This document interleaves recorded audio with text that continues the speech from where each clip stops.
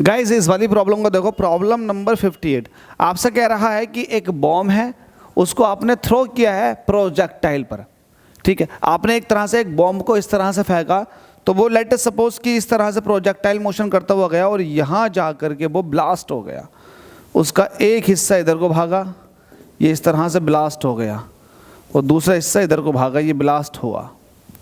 तो हमसे कह रहा है what is the path traced by the center of mass of the fragments, assume the friction to be negligible।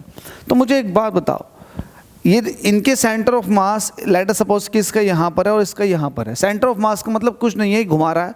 आपसे कह रहा है ये दो हिस्से जो टूटे हैं इनका बताओ पाथ कैसा होगा।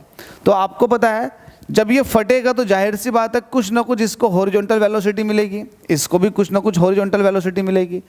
तो ये हॉरिजॉन्टल वेलोसिटी के इन्फ्लुएंस में आगे को ये प्रोजेक्टाइल मोशन करते हुए जाएंगे। और आपको पता है प्रोजेक्टाइल का जो पाथ होता है वो पैराबोलिक इन नेचर होता है। कैसा होता है? पैराबोलिक।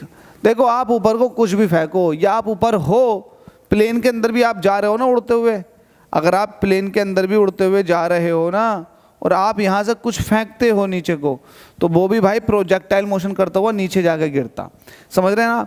तो प्रोजेक्टाइल मोशन करते हुए नीचे जाकर गिरेगा, और प्रोजेक्टाइल का जो पाथ होता है वो पैराबोलिक इन नेचर होता, क्योंकि आपने कुछ इस तरह से पढ़ रखा y = x tan theta minus के half gx² upon u² cos² theta.